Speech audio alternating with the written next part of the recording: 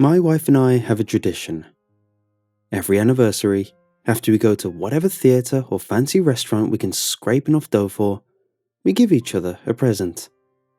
She gets me a new tie, and I get her a cartoon. Growing up, my wife loved animated television shows. It was her hobby. When she wasn't doing schoolwork, chores, or playing with her friends, she was watching cartoons.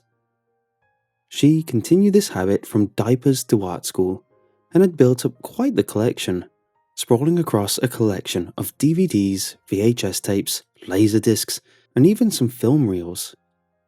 That's actually how I got to know her. I'd like to talk to her about what animated shows are my favourites while she painted.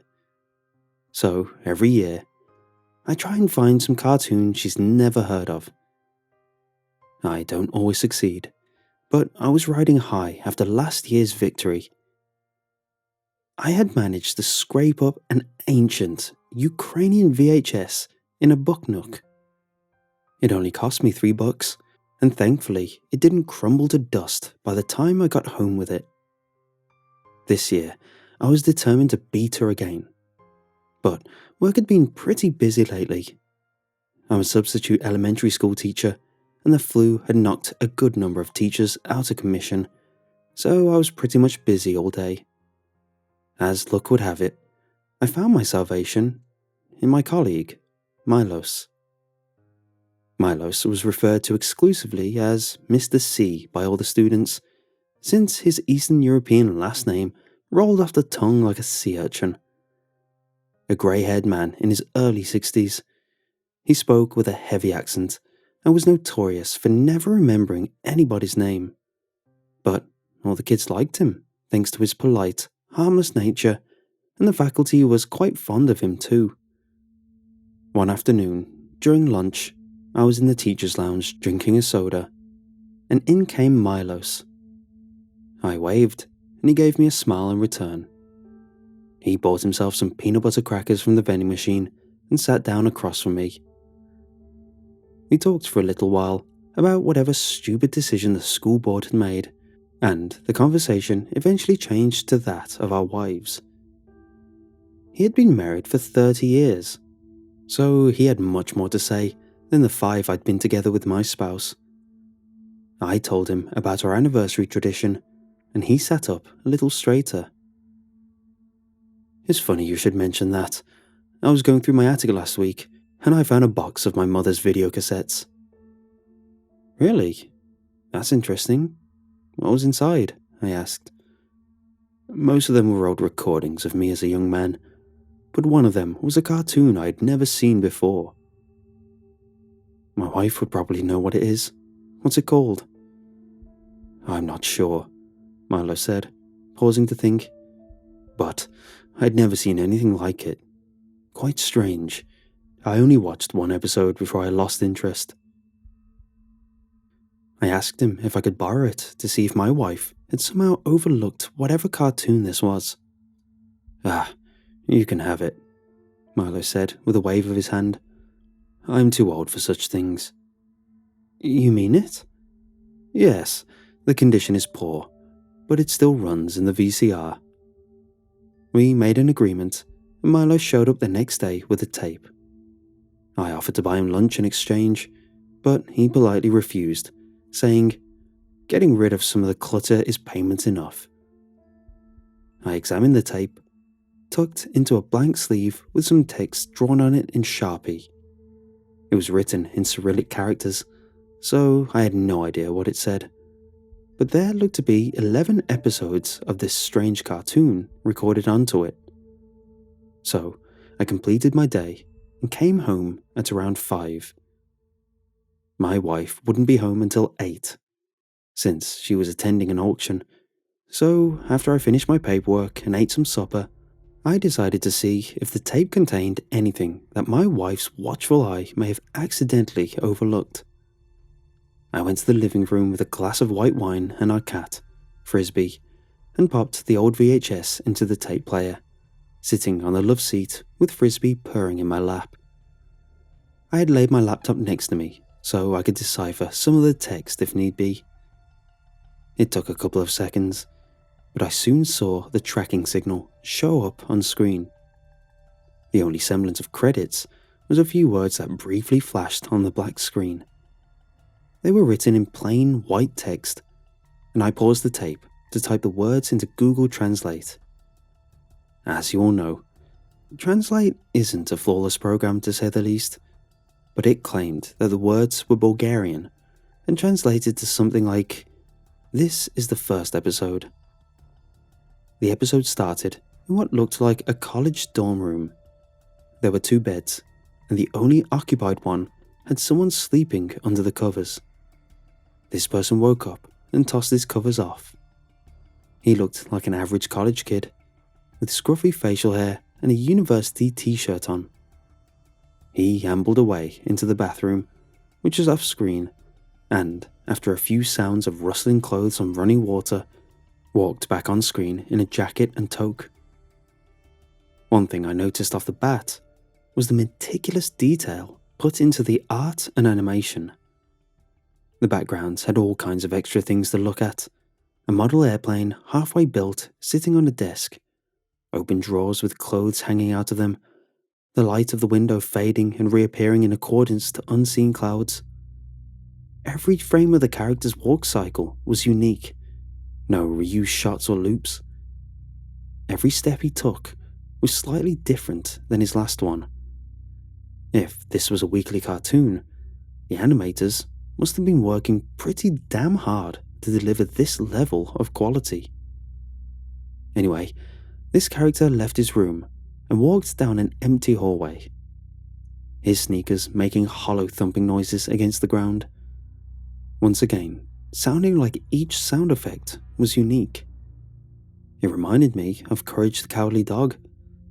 The creators claimed that they wanted to make a cartoon based largely around sound. For all I knew, this could have been their inspiration. The protagonist left the building, the outdoors a dreary-looking representation of an urban landscape with a layer of what was either mist or smog hanging over the tops of the windowless buildings. There was no soundtrack, just the sound of his feet on the pavement and urban ambience in the background. The distant roar of traffic on a freeway, the occasional shrill backing up signal, once I heard the squeak of brakes, though oddly enough, I didn't see a single vehicle. I could see the individual wisps of breath rise from the protagonist's mouth, implying it must have been cold out. So far, so good. I didn't recognize anything, and I doubt my wife had seen anything like this. The whole thing had a level of pretentiousness that she fell for hook, line, and sinker. Minutes came and went as I watched this poker-faced young man walk to whatever destination he was heading to. It didn't take long for me to lose interest. Good animation or not, boring is still boring, and watching this kid trudge down an empty street wasn't all that riveting in my opinion. The only event worth mentioning during this endless walk was when the kid walked past somebody else. The angle of the shot was positioned so it faced the stranger's back, and they were dressed in heavy clothes too, and the two passed each other with a quick greeting without even looking at each other. He stopped all of a sudden, in front of a largish building, and he looked up at it. Even though it lacked any defining features, the boy seemed to recognize it and went through the door.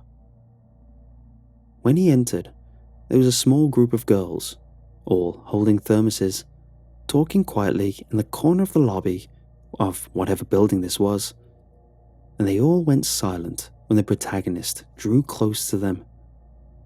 He stopped and he stared at them. The girls all looked like they were trying to hold back laughter, and the guy had the same bland expression he had the entire episode. They stared for a good 5 seconds before one of the girls promptly threw the contents of her cup into the guy's face. He winced and stumbled back with a hand over his eyes. Apparently, they found their random act of cruelty hilarious, because they started cackling like harpies. The scene switched back to the guy, who was now covering his whole face, liquid running down his hands and dribbling all over the floor. As he tried to right himself, he slipped and fell, landing back first onto the floor. The girls' laughter was rekindled, and now they were pointing and drawing as much attention as possible, despite the fact that no one else was around. I was shocked when I saw the skin on his face was blistering. That beverage in the thermos must have been hot. After the poor kid got back to his feet, he pushed past them and travelled deeper into the building. The girls threw what was left of their beverages at him as he fled. The episode ended with a close-up of the main character's blistered, distraught face. At this point, I had to fast forward because the speakers had suddenly released a deafeningly loud shriek. Frisbee fled out of shock, and I seriously think that if my volume had been turned up any higher, my wine glass might have shattered. Thankfully, that seemed to be the end of the episode, so I didn't have long to wait before I could go back to normal speed. I turned my volume down to almost silent and warily pressed the play button. The electronic wailing had vanished, and apparently another episode was beginning. The title card read, "And this is the second one." It was identical to the way the first episode began, beginning with the protagonist, his face unblemished, climbing out of his dormitory bed. My initial thought was that there was a recording mistake, but this theory was quickly debunked when I realized that the protagonist was in a different set of pajamas. This time, instead of going to the bathroom, the kid went to the desk next to his bed and sat down. In one motion, he swept all of the clutter off the surface. Papers and food wrappers fell to the ground beside him, and the model plane smashed into dozens of little pieces. He opened the top of the drawer and removed a sewing kit, placing it onto the desk. It cut to a view of his face, staring down at the palm-sized kit on the desk. He withdrew another object from Hammer Space. For those unaware, Hammer Space is the area where all cartoon characters pull their supplies from, that is to say, nowhere. It was a doll, a crude, stereotypical caricature of a baby. Its eyes were gazing off into the distance, and the mouth was puckered into a dopey little O, with blushing red cheeks and hair the colour of sand. The protagonist stared down at this doll with the same poker face he had kept up since the first episode. He then picked up the needle from the sewing kit, threaded it, and began to work on the doll. The shot was angled in a way that you couldn't see the doll's face while he sewed it. The screen showed the protagonist's face as he worked for a good minute. Then he appeared to have finished, and it showed the end result. The doll's face was snarled in black thread. Its eyes were now X'd out, and a sinister grin was formed with tiny, vertical lines serving as the mouth, and two longer diagonal ones shaped in a way to resemble eyebrows. The cute, innocent-looking little thing now looked like some kind of wicked voodoo artifact. The protagonist stared down at his masterpiece and actually cracked a tiny smile. As macabre as his creation was, he seemed genuinely proud of it. The episode ended after that. I've seen some bizarre animation in my life, from coonskin to heavy metal to the triplets of Belleville. But this was the type of thing you'd find in David Lynch's garbage disposal. The kind of artsy, disturbing crap that some uber-Christian mom probably thought contained a demonic message telling kids to eat babies. But hell, it was unique. And it was free, so I decided to use it. I was about to stop the VCR, but then the next title card popped up. Instead of just a few words, this one looked like a whole essay. The entire screen taken up by words. Credits, maybe? Just to satiate my curiosity, I typed a few words into Translate to see what it said. Iya-san, hello. This is my... It was a message. Now intrigued, I typed the rest of the text, and, accounting for Google Translate's many mistakes, I think the message roughly translates to something like this. Iya-san, hello. This is my animation for Academy. I labored, maybe worked, on it for a long time, and I have, for you, I hope or wish you enjoy, and I will do it soon. Further research taught me that Iya-san is a Bulgarian male name, and, coincidentally, there's an artist named Iya-san Gyosolev, who's done a lot of illustrations for children's books, who's also, you guessed it, Bulgarian. Whether or not this is the same Iya-san this message was addressed to is beyond me. But there you go. The third episode had the exact same beginning as the first two, and I was sensing a pattern forming here. The same kid got out of bed, wandered into the bathroom, freshened himself up, and came back fully dressed. Looking carefully, I found the stitched-faced doll from the previous episode on his desk, the needle jabbed vertically into its forehead. It was eerily familiar to the first episode, but with an entirely new set of animations to show the exact same events unfolding. I wasn't looking forward to watching the kid make his pilgrimage to that building again, so I took the opportunity to use the bathroom while the tape ran. Unfortunately, while I was out of the room, that ear-shattering squeal rang out again, and I had to hurry back to shut it off once more. I kept the audio muted for my sanity's sake as I watched the next scene unfold. The girls, who had mercilessly harassed the protagonist earlier, were nowhere to be found, and he continued into the next room without incident. It was a large room, presumably an auditorium, with a bunch of folding chairs set up in front of a raised platform. On this platform stood a new character. A man about my age, with Coke bottle glasses and a dorky pink tie. If I had to hazard a guess, I'd say he was supposed to be a professor, since the protagonist was clearly in college. After a few more people filtered into the room and sat in the audience, the professor, as I'll call him, began talking. I tried turning the sound on to hear what he was talking about, but the audio was overlaid with screeching, so I had no choice but to mute it. I did my best to try read his lips, but I think the dialogue must have been in Bulgarian too. About a minute into his lecture, the professor took his glasses off and rubbed his eyes before putting them back on and continuing. He was either really engaged with whatever he was talking about, or really angry about it, because he was going off the rails. I could see his face flushing and beads of sweat emerging on his brow. The audience of about 6 people didn't seem to care in the slightest. Mid-rant, the professor's eyes bugged out of his head, and he grabbed his neck, as though he was choking. His glasses fell off, and his tongue stuck out rigidly as he stumbled around, grasping at his throat. It was animated with hideous detail.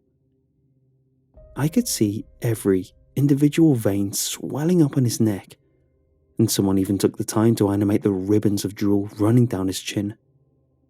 Despite his obvious distress, not one of the audience members budged an inch, staring at him with bored indifference.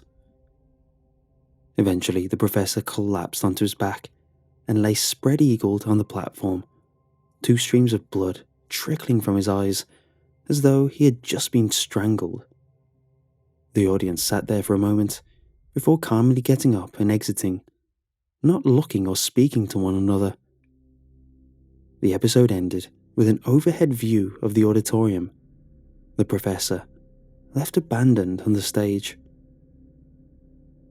From this point on, I'm not going to describe every single episode with such detail for brevity's sake. I'll just summarise the basic plot and show what the title card at the beginning said. Episode 4. Text. It should be clear what this is. The protagonist goes to his desk again and starts writing on a piece of paper, scratching at the back of his neck constantly. Near the end of the episode, the protagonist examines his fingers, which are now bloody.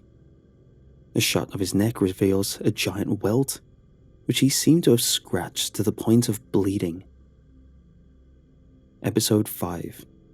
Text. I wish it could have been this easy.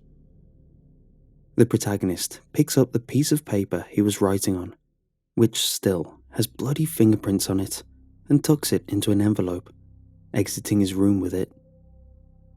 He goes to a new building, which resembles another dorm, and slides the letter under the door of another room marked 056. He leaves, and a close-up on his neck reveals a bandage, which he promptly tears off. The wound from the last episode is absent. Episode 6. Text. It was so... and a word I can't translate. The protagonist goes to another new building, a dining hall. He meets the stranger from the first episode, whose face is still hidden, and the two sit down together and talk. The rest of the episode is only one shot, an over-the-shoulder view of the protagonist from behind his friend. As the two of them talk, one can see a member of the kitchen staff overzealously tenderizing a chunk of meat in the background, bits of gristle flying all over the place.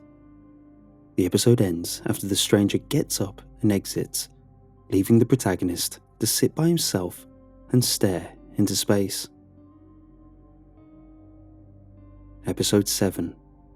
Text. I tried not to... blank. What I... was, or maybe felt. The protagonist goes to his desk again and starts scratching down the beginnings of another note. The camera cuts away at about the 2-minute mark to the door, where an envelope is slid under it into the room. The protagonist goes to pick it up and suddenly becomes very excited when he sees the sender. He returns to his desk with an eager look in his eyes and sits down to open it. The camera faces his back as he reads it, sitting silently. He starts to tremble. He balls his fists, crumbles the note into a wad, and hurling it against the wall. He storms into the bathroom, and the rest of the episode is spent staring at an empty room and hearing the kid shouting and crying off screen. Episode 8. Text. That isn't important. This is the shortest episode, narrowly escaping the 4-minute mark. The protagonist is absent, his bed empty. Instead, the opposite bed is shown to have someone in it, someone who's neither visible nor asleep. The figure twitches and thrashes around under the covers, but is unable to get up. The reason is clear. The blanket is anchored to the bed with barbed wire, each length tied to an opposite side of the bed frame, so the person, at least I assume it's a person, was tied to the bed like luggage to the top of a car. The figure squirms for a good while before going limp. Episode 9. There was no title card for this episode. This episode has its typical beginning, the protagonist getting up and putting his clothes on. The opposite bed is unoccupied again, with no signs of a previous struggle. The protagonist stops halfway to the door and turns around. He looks directly into the camera, smiling, and starts talking. I had pumped the volume down to barely audible to avoid any more yelping from the speakers, so I tentatively turned it up a few notches. I was immediately punished for my curiosity when that ghastly wail presented itself again, drowning out any semblance of dialogue, and I silenced it in disgust. The protagonist speaks to the viewer for a few minutes, laughing every once in a while, and then exits, ending the episode. Episode 10. This episode was shown from the top-down perspective and appears to pick up exactly where episode 9 left off. The camera follows the protagonist on his walk to the same building he travelled to in episodes 1 and 3, zooming out to an almost outrageous degree when the camera enters the outdoors. It got to a point where the protagonist was merely an ant-sized figure scuttling down a turgid collection of identical coloured rectangles. It was at this point where the video appeared to have been damaged, the image being shredded by stripes of black and white static and jerking violently. I heard the VCR give a panicked whir as it tried to make sense of the corrupted film, and eventually, the TV screen was engulfed in snow. I should have been pleased that I wouldn't have to watch anymore, but there was an inkling of curiosity I couldn't get rid of. True, the show's narrative had been wafer thin at best, but I kind of wanted to see the 11th episode just to see if it brought the plot it pretended to have to a close. I got my wish. As I was searching for the remote, the static on the screen flickered. I paid no mind at first, until it flickered again, this time more violently. The wall of hissing nonsense that covered the screen was flinching, like something on the other side was trying to force its way out. And, all at once, the picture snapped back into existence. It was another title card. Thankfully, I'd found the remote, and I got the chance to pause it and type the text into Google Translate. It read, "This is my favourite episode." I remember letting out a noise of confusion when I unpaused the tape. It showed an empty room with 4 chairs arranged in an untidy row, a small table sitting beside them. The animation was completely different from the previous episodes. Unlike the pseudo-Disney, hand-drawn nature of the previous 10, episode 11 looked more like it had been rotoscoped. Rotoscoping is an animation technique where artists trace over live-action footage frame by frame. It's a very old practice. If you've ever seen the music video for Take On Me, you can get the idea of what the scene looked like, except much less professional. The image remained static for a few moments, until someone appeared in the chair second from the left after a jump cut. It was a girl, unconscious from the way she was slumped over. Soon after, another girl blipped under the frame, seated on the farthest right, similarly limp. Eventually, all 4 chairs were occupied by an unconscious girl. Even though I probably shouldn't have, I unmuted the television. There was no shrieking anymore, or any noise at all for that matter.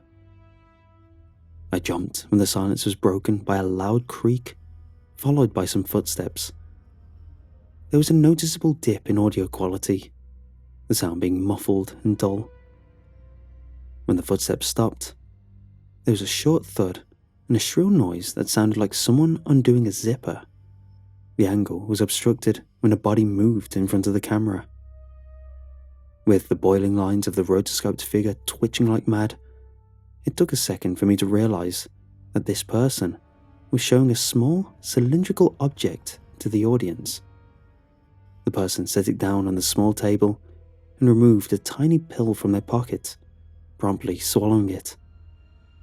They turned to one of the girls, who was still unconscious, and gently shook her. When there was no response, they sighed and walked off screen, returning a few seconds later with a bucket. They threw the contents of the bucket directly onto her face, the girl waking with a frightened squeal. After she blinked and spluttered for a few moments, she looked up at the offender. A look of absolute horror spread across her face. The person spoke, disclosing his identity as a male. Then I felt my stomach tighten. I knew that voice. It was the protagonist. I haven't the slightest idea of what he said, but the girl furiously shook her head to deny whatever he accused her of.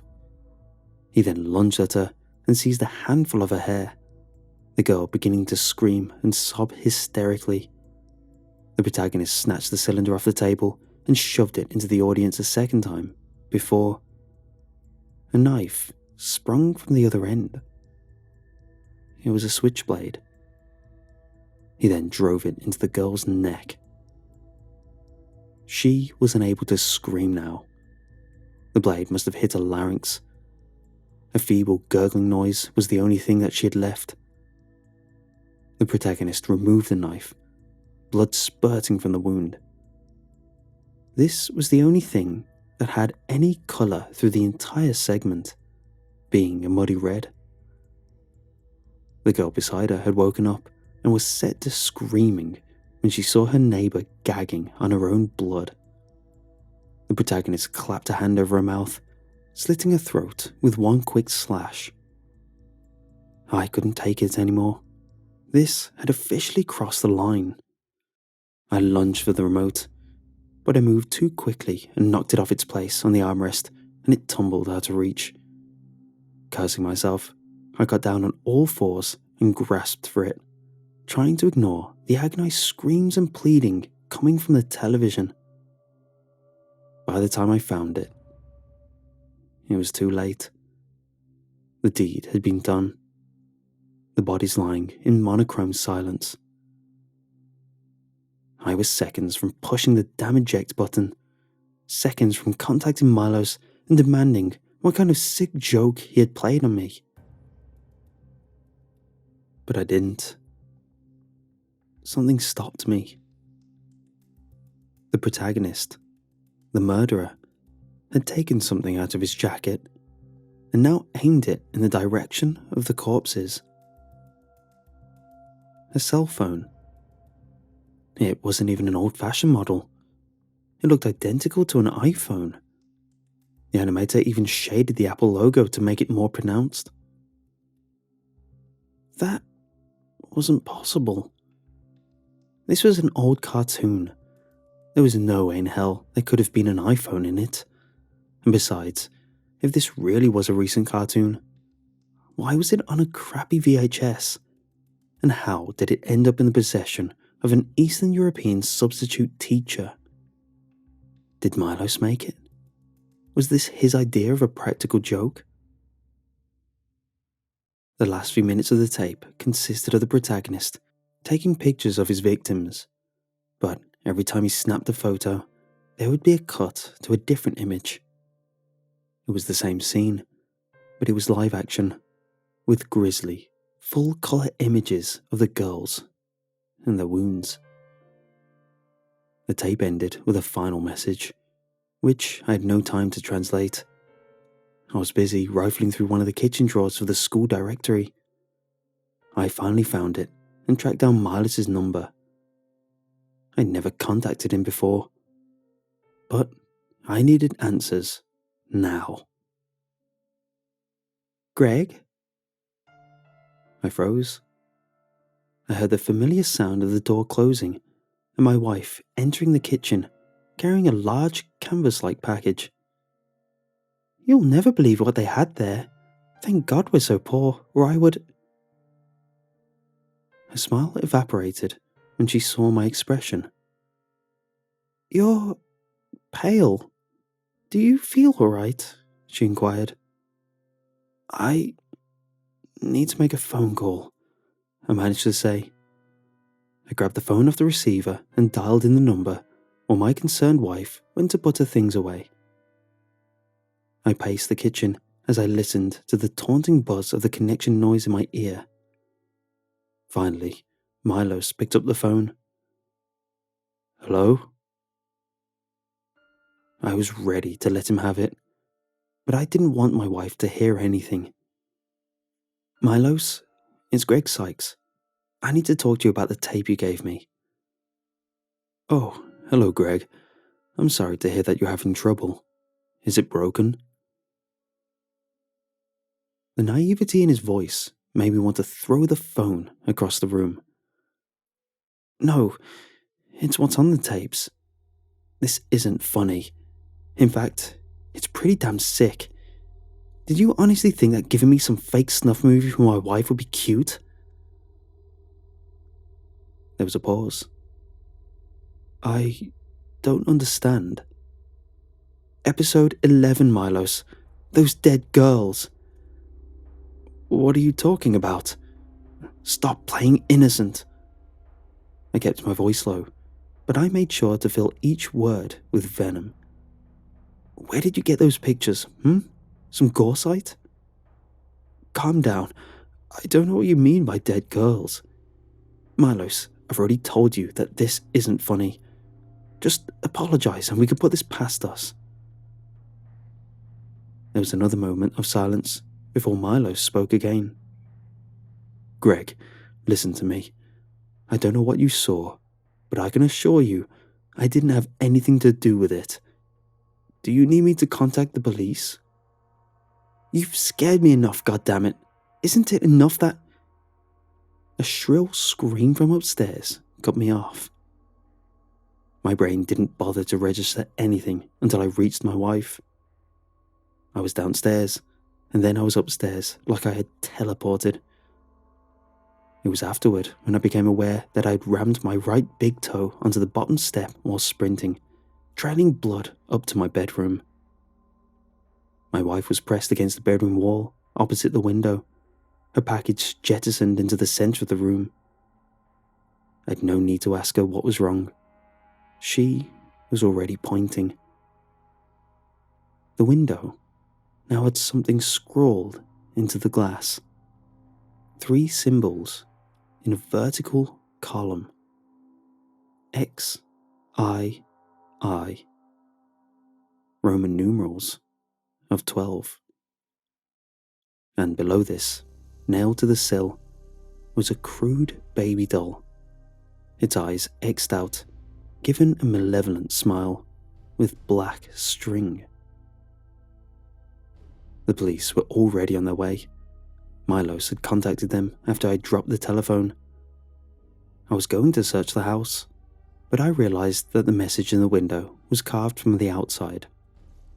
I settled on locking every feasible entrance to the house, not bothering to question how someone could have reached our bedroom window on the 2nd floor without a ladder. After everything was done, my wife and I sat in the bedroom. She must have been crying. I remember her shaking in my arms. I know I should have been trying to comfort her, but I spent every moment of that agonizing wait for the police staring at the window. I practically flew to the door when I heard the urgent knocking, pulling my wife with me. I wasn't going to let her out of my sight again. I hesitated out of pure paranoia, leaving my wife to open it for me. "Greg and Lisa Sykes?" A middle-aged cop stood on our doorstep. Lisa invited him in, and the officer promptly yelled, "Jesus Christ!" The VCR was ablaze, melted to a rectangular block of slag. It must have been lit on fire earlier, and we just didn't notice up in our bedroom. The tape was still in there. It was going to be ruined. That was what had started all of this. That was what the police had to see. I grasped for the VHS slot and tried to ignore the pain from the burning metal. It took both my wife and the cop to pry me off, despite my protests that we needed to get the tape out of there.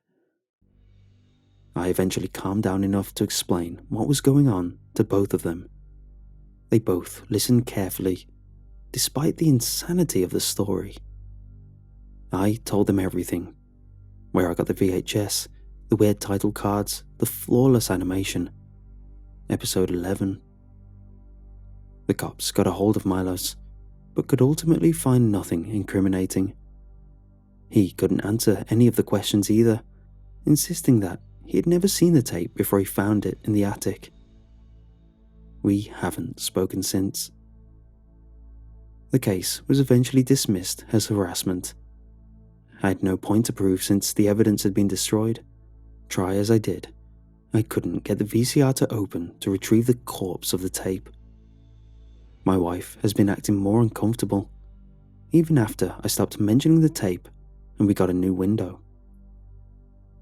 That final message after episode 11 somehow remained stuck on the screen, even after the tape should have been ruined.